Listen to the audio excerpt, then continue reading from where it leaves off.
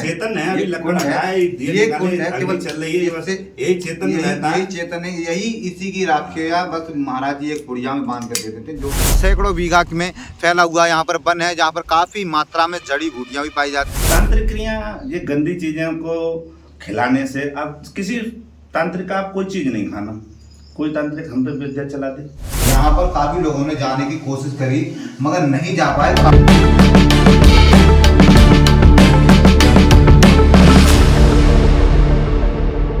जिला बदायूं के मुख्यालय से लगभग 45 किलोमीटर की दूरी पर स्थित सिद्ध बरोलिया का मंदिर अपने रहस्य और चमत्कार को लेकर जिला बदायूं में नहीं बल्कि पूरे बरेली मंडल में काफी विख्यात है।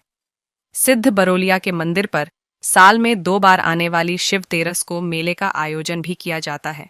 आज #भारत की टीम सिद्ध बरोलिया के मंदिर पर पहुंची और वहां के महंत सोहन दास जी से बात की। आप भी सुने सोहन दास की जुबानी इस मंदिर की कहानी, कितना सच है कितना है फसाना। वहीं इस मंदिर में एक रहस्यमयी गुफा है जिसका अभी तक कोई प्रमाण नहीं मिला है। बताया जाता है यहाँ पर टीमें भी आई थीं। जैसे कि बताया जाता है कि यहाँ पर यह सैकड़ों बीघा का जो वन है, यहाँ जो इच्छाधारी नाग नागिन जो कि हमने फिल्मों में देखे हैं, रात के 12 बजे चुगने निकलते थे और उसकी मणि की रोशनी चारों तरफ दिखाई पड़ती थी। हालांकि #भारत इस बात की पुष्टि नहीं करता है।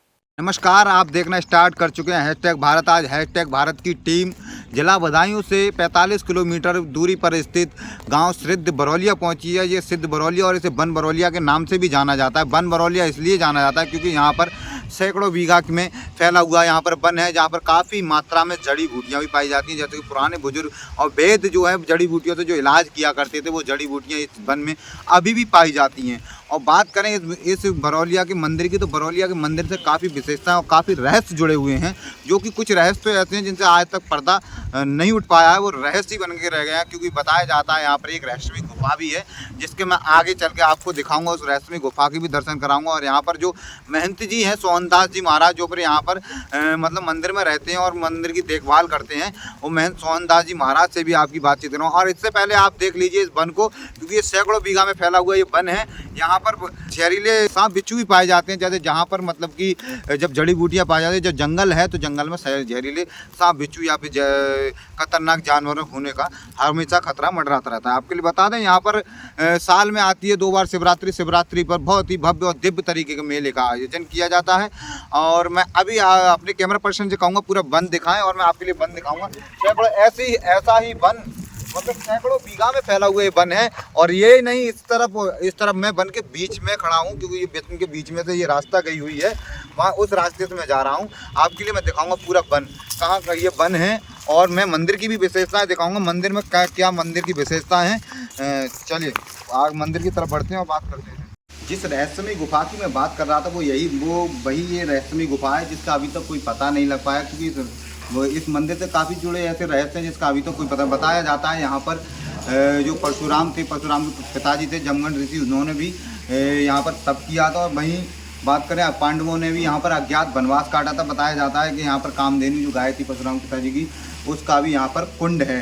मैं आपके लिए अभी उस गुफा के दर्शन कराऊंगा जिस गुफा की मैं बात कर रहा था। वो यही रहस्यमयी गुफा है, ये उसका द्वार है। बताया जाता है कि इस गुफा का जो द्वार है, ये यहाँ से बेहतर बहुत छोटा है, मतलब जैसे जैसे आप नीचे जाओगे गुफा का द्वार बड़ा होता जाएगा। बताया जाता है यहाँ पर काफ़ी लोगों ने जाने की कोशिश करी मगर नहीं जा पाए। कारण ये है, यहाँ से अगर आप नीचे जाओगे तो ऑक्सीजन लेवल घटता चला जाता है, जिससे सांस लेने में काफ़ी दिक्कतें होती हैं, इसलिए इंसान 1 या 2 मंजिल से नीचे नहीं जा सकता। और फिर आप कितनी भी बड़ी लाइट ले जाएं, आगे जाकर उसके इतना मतलब अंधेरा पाया जाता है कि आप उस लाइट का इस्तेमाल कितना भी कर लें मगर उससे आपको कुछ नज़र नहीं आएगा। बताया जाता है इस रहस्यमयी गुफा के अंदर जब आप नीचे को जाओगे तो कहीं कमरे बने हुए हैं तो कहीं कुएं बने हुए हैं, यानी कि आप अगर इस गुफा में जा रहे हो तो कहीं ना कहीं आपको अपनी जिंदगी दांव पर लगा रहे हो। क्योंकि जब हमें दिखाई नहीं देगा तो इसका मतलब ये है कहीं भी कुआं हो सकता है, आप उस कुएं में भी गिर सकते हो, जिसका रेस्क्यू होना नामुमकिन है, क्योंकि इस गुफा का द्वार इतना छोटा है। अब बताया जाता है यहाँ पर पहले भी कभी टीमें आई थी और उन्होंने इस गुफा के द्वार के लिए, इस गुफा के लिए जानने की कोशिश करी कि मतलब कि ये गुफा कहाँ जाकर निकली है, मगर अभी तक इसका कोई खास ठोस प्रमाण नहीं मिला है जो कि हम आपके लिए बताएं कि ये गुफा वहां निकली है, क्योंकि बताया जाता है यहाँ पर काफी बुजुर्गों ने भी बताया, कोई कहता है हरिद्वार निकली, कोई कहीं नहीं कहता, मगर ठोस ऐसा कोई प्रमाण सामने नहीं आया है जिससे हम आपके लिए बता सके कि ये गुफा वहां निकली है। ये एक रहस्य से जुड़ी हुई गुफा रहस्य रही। और बात करें इस मंदिर की तो इस मंदिर में इतना चमत्कार है, बताया जाता है जहाँ पर जो सावन में जो तेरस लगती है, सावन में और सावन में तेरस लगती है, जो इंसान इस शिवरात्रि पर जो भगवान भोलेनाथ और पार्वती से जो अपनी मनोकामनाएं मांगता है उसकी पूर्ण होती है। बताया जाता है यहाँ पर जिस इंसान ने अपनी श्रद्धा से आया और उसने जो भी कुछ मांगा उसे मिला ना, इसी कारण ये मंदिर अपनी विशेषताओं और अपनी चमत्कार को लेकर लगातार अपनी सुर्खियों में रहता है। लगातार इस मंदिर की जो है पॉपुलैरिटी बढ़ती जा रही है और मतलब कि जगह जगह से श्रद्धालु यहाँ पहुँचते हैं और इस मंदिर पर जल अर्पण करते हैं। जो है नवरात्रि भी स्टार्ट हो चुकी है और नवरात्रि में भी यहाँ पर सुबह के टाइम आपको भीड़ देखने को मिलेगी, क्योंकि यहाँ पर मंदिर में काफ़ी मतलब माताएं बहनें हैं और मतलब और भी भक्तगण हैं जो कि यहाँ पर मतलब कि जल पूजा अर्चना करने आते हैं, क्योंकि यहाँ पर देवियों के भी मंदिर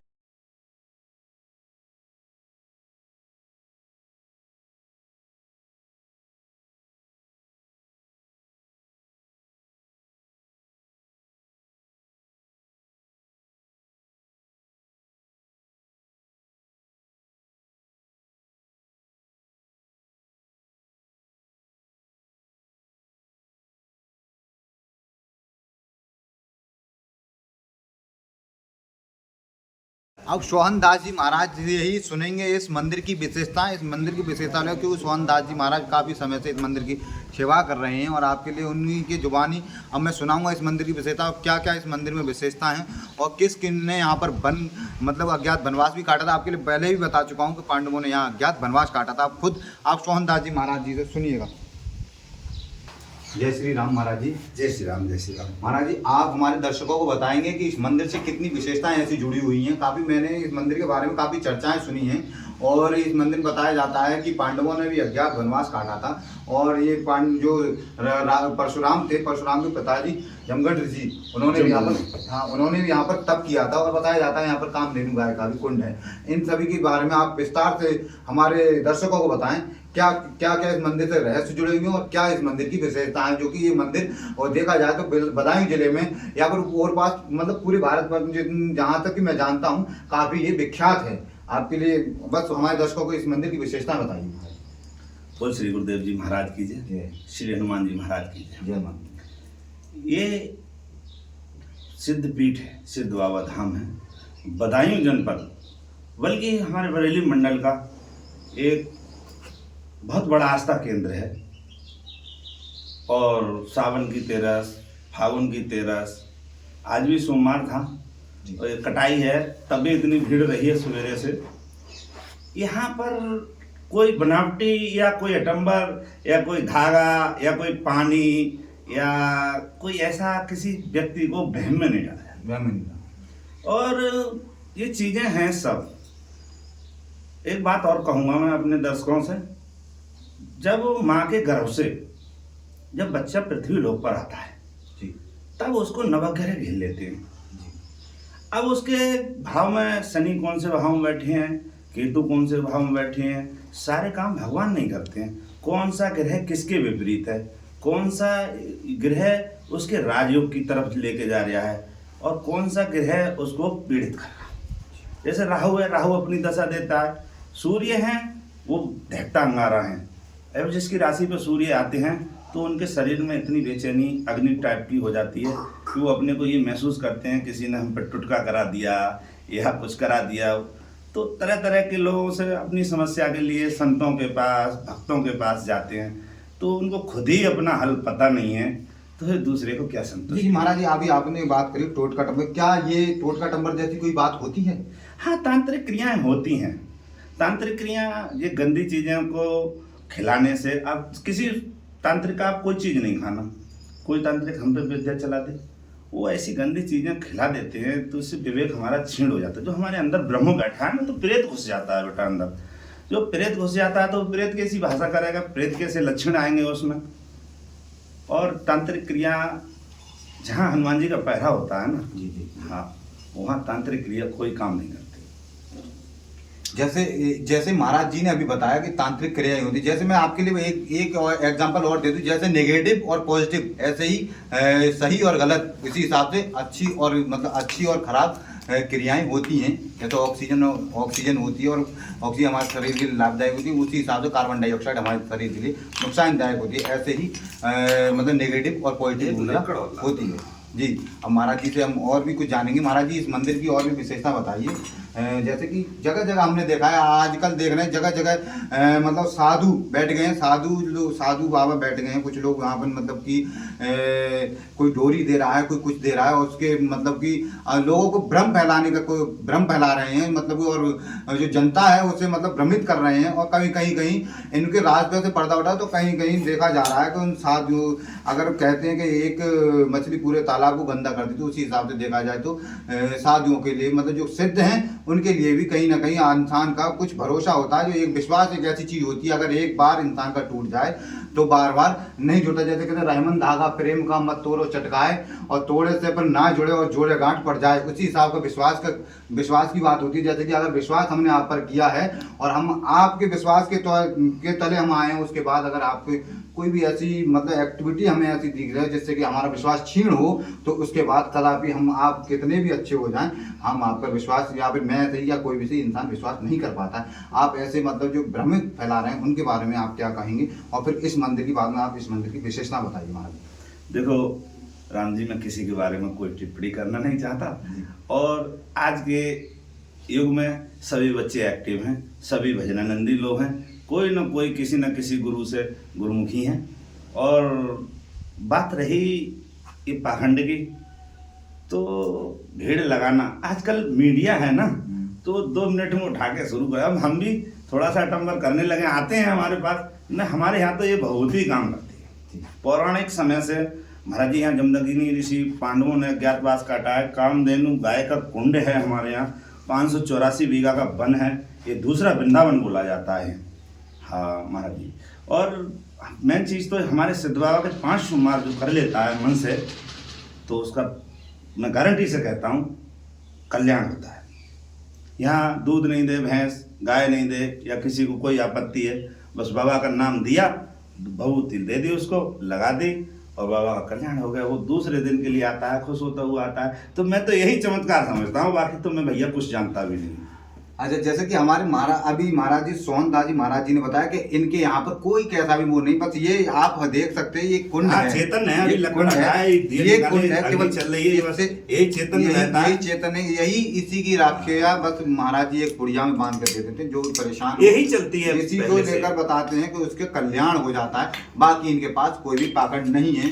और अभी महाराज जी ने ये भी बताया है कि यहाँ पर पांडवों ने भी अज्ञात वनवास काटा था जी। और कामधेनु गाय का कुंड जो है महाराज जी, क्या आप हमारे दर्शकों को दिखा सकते हैं? हाँ, पीछे ऐप तो सूख गया, अभी यूं पाप बढ़ रहे हैं, यूं आस्था खत्म होती जा रही है।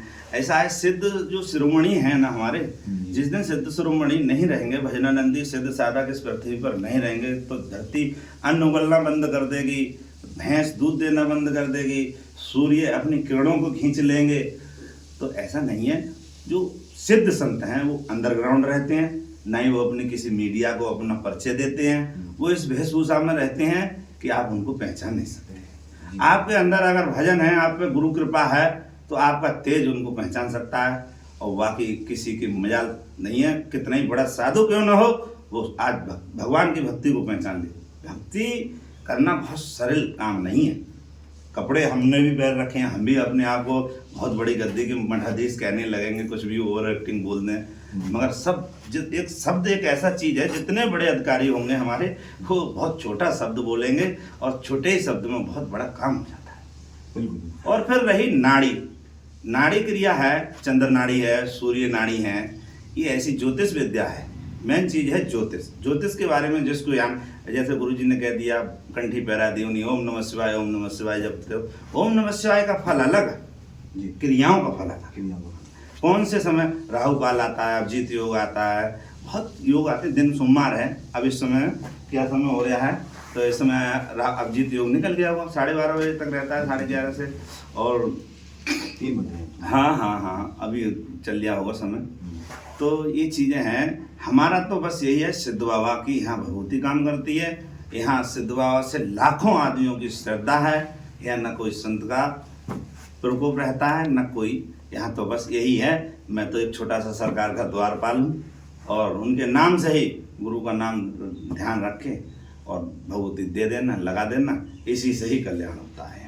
अब देखो महाराज जी की एक यही होती है, जो बड़े होती हैं वो अक्सर मतलब छोटी सी बात में बहुत कुछ कह जाते हैं। जैसे महाराज जी ने अभी अपने लिए द्वारपाल बताया है, हालांकि ये सोहनदास जी महाराज हैं जो कि यहाँ पर जो मंदिर की देखरेख और इनकी विशेषताओं की बात करें, मंदिर की पूरी देखरेख यही करते हैं। यानी कि ये खुद इस गद्दी के यहाँ जिस पर ये विराजमान है अभी फिलहाल में इसके मालिक कहे जा सकते, मगर इन्होंने मालिक नहीं कहकर अपने लिए एक मात्र द्वारपाल बताया है। ये इनकी एक मतलब कि अपनी भाषा में कहें तो अपनी बड़ाई खुद नहीं होती, लोग करते हैं। जब आप हम सही होंगे तो उनकी हमारी बड़ाई हमसे नहीं, मतलब जनता करे तब बड़ाई है, अपने मुंह से कभी किसी की बड़ाई नहीं होती है। अब मैं महाराज जी आपसे एक बात और जानना चाहूँगा, जैसे इस मंदिर में एक गुफा है, उसका कोई रहस्य का अभी तक कोई पर्दाफाश हुआ या रहस्य की किसी ने कोई टीम वगैरह किसी ने आकर देख मतलब काफी टीमें आई हैं, सर्च हुआ है, अंदर तक गए हैं, 5, 7, 10 कोठरियों तक ज्यादा हिम्मत कर लिए।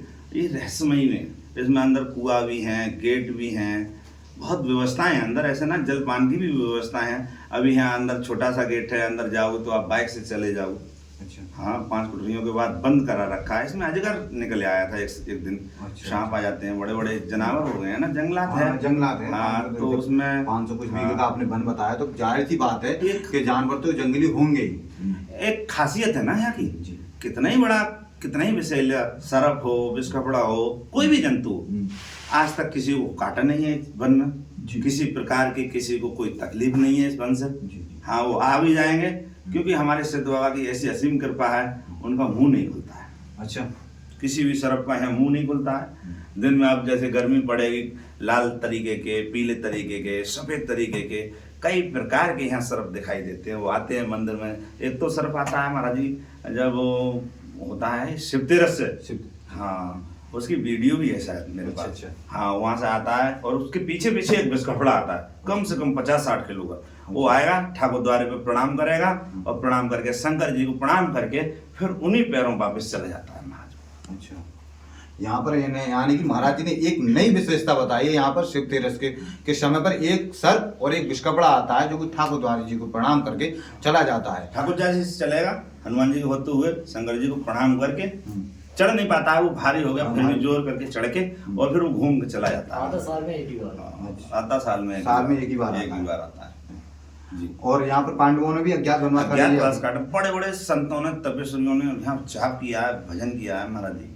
बहुत सिद्ध जगह है ये। जैसे कि ये काफी पुराना वन है, तो यहाँ पर ऐसा है जड़ी बूटियां भी पाई जाती होंगी। हाँ, बहुत मतलब कि क्योंकि ज्यादातर जंगलात एरिया में ही जड़ी बूटियां पाई जाती हैं। हालांकि आजकल जो है मेडिसिन से ज्यादा मतलब कि इलाज हो रहे हैं, मगर जो जड़ी बूटियों से जो अभी कोरोना चला था, जो अभी पीछे जो कोरोना चला था, तो ज़्यादातर जड़ी बूटियां ही काम में आई थी, जो जैसे कि गिलोय कंजा वगैरह जो कि मिलाकर उसका काढ़ा बनाकर ज़्यादातर लोगों ने इस्तेमाल किया और उसका फायदा भी मिला। ऐसी जड़ी बूटियां इस वन में तो जरूर पाई जड़ी बूटियां आते हैं, जिनको जानकारी है वो आते हैं, हमसे पूछते हैं महाराज जी हमको ऐसी चीज़ चाहिए, तो हम कह देते हैं समाज हित के लिए ले जाओ बेटा। हमसे कहते हैं महाराज पैसा बताओ, तो हम कहते हैं ये चीज़ हम नहीं करते।